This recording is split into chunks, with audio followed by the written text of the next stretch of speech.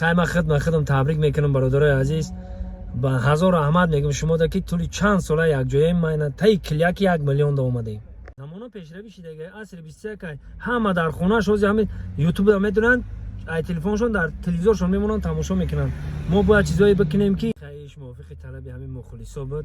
نام فامیل ما دوست مراد شریپوف دون جوان نوشتگی بود. بسیار خواهش کردن که هم دون جوان ش بگی. اینا ما عریضه نوشته بالا کدا دون جوان ش گرفتیم.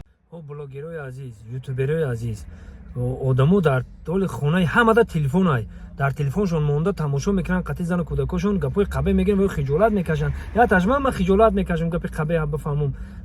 انا دوستان عزیز با کل هموطنان و غریبانی در شهر مسکو بوده با شما توصیه میتونم شرکت موحدین مرامت این رقمشون واتساپ دارن، مرامت زنگ بزنین.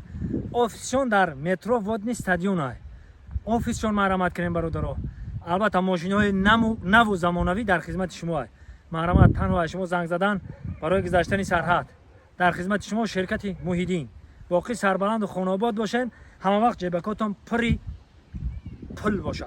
زنده باشین. سلام برادرای عزیز، مخلصای عزیز، پادپسچیکای گرامی قدر، سربلند باشید. ما هر کاری میکنیم که شما لبخند بزنید، خبرایی میگیم که شما خبرای نفهمیده را بفهمید، کاری میکنیم که شما ما را ببینید. برای چی؟ خیلی کسب ما همیای، کاری ما همیای. هر یک کس خداوند به هر یک کاری مقصد ساختگی در همین راه روانه کردگی.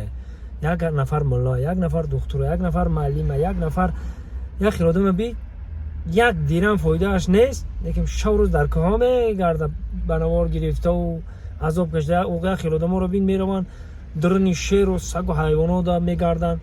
خیلی خداوند هر یک کس یک هنر در دلش میندازه و همون آدم هم کارا کسب میکنه. اگه کسب ما همیه که ما بنوار بگیریم و پیشکش شما بگردونیم. ما وعده میکنیم شما در مخلصی عزیز، پادپسچیکای عزیز که چیزهای نو کنیم و شما تماشا کنید. در که زمان پیشروی شده ها زیرا میبینیم که در تلویزیون مونده، یوتیوب در تلویزیون مونده تماشا میکنن. ما کارایی میکنیم که مقصد شما اویلوی شدگین تماشا کنین، به حضور تماشا کنین، مقصد عیب نشوه، ایزو نشوه، گپای قبیح نشوه. ای همه بلاگرها خواهش میکنم، التماس بلاگرای عزیز، مقصد گپم در چیه؟ مقصد گپم در همیه که اوزی نگاه میکنین در اینترنت میداره گپای قبیح هم گپ میزنن. التماس اینجا جای جمعیتی گپای قبیح گپ نزنین. زمان پیشروی شده که نگاه میکنی گفته استم که در یوتیوب در تلویزیون مونده اویلوی تماشا دارن.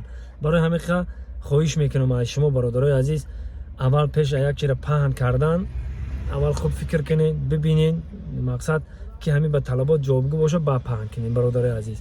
یک گفت همین روزا چیستا پبراسکی گپ زدن که مقصد اینجا کودکا تماشا میکنن، کلانا تماشا میکنن، زنکا تماشا میکنن، مقصد مادرها تماشا میکنن. باید ما هر یک گپ میگیم باید با تمکین باشیم. هر یک گپ مونده مقصد که با تمکین و احتیاط کرونا پیشکش خلق بگردانیم. این همه یوتیوبرها و بلاگرها داخل داره. مقصد که من ای هنرمندایی که خونده بود که دیگه نوی باوری دارم که هم خیلی معلم هم خیلی مقصد که در دلشون همین چرا جو کردن که گپ قبیح ایدهشون نمیبره. من باوری دارم نفران که خوندن، نفران که نخوندن و همین چیزا حالی کم درک نمیکنن. ما گفتم که درک کنین همین چیزا، التماس چیزای قبیح نگین. نه یک دخترکش برام گپای قبیح میگه، نگاه میکنی یا بچهش برام گپای قبیح میگه. همین چیزی که همین کم بالا میره که ما گپا رو اینا بگم گفتن نمیتونم. مقصد که همین نام اخلاق هم میگیرن و همه چی رو میگن، همین گپ قبیح های برادران نگین، این ممکن نیست. مقصد از من هم سحری میخزم در یوتیوب میمونم، یوتیوب در تلویزیون میمونم تماشا میکنم قطعی خونگیم خبرای نو چی نیست. مقصد در تلویزیون نده باشم، تلویزیون در اینترنت میپرتن، اینترنت تماشا میکنم. برای همین ما ای همه شما خرسندم پادپسچیکای عزیز که قریب تای کلیک هم 1 میلیون رفتیم. هم یوتیوب ما، هم اینستاگرام ما، هم تیک توک هم قریب تای کلیک 1 میلیون. 1 میلیون هم بگیم خطا نمیکنیم. 1 میلیون مقصد طرفدار بگیم، پادپسچیک بگیم، مخلص بگیم.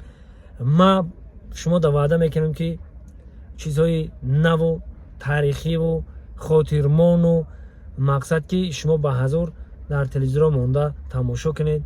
مقصد در پیش کودکاتون خجالت نکشین، در پیش زناتون خجالت نکشین. من راستی گپ خیلی وقت خودم خجالت میکشم که واسه میگم از اون گپ قبه میگه، مقصد که در پیش زن و کودکات خیلی ادب نیوخه برادرو. برای همین خا یوتیوبرای عزیز با میگم که بلاگرای عزیز احتیاط باشین در همین مسئله. زمان پیشروی عصر 21 واسه همه در خونه‌اش تلفن داره، در تلویزیون که نمونن در تلفنشون تماشا میکنین.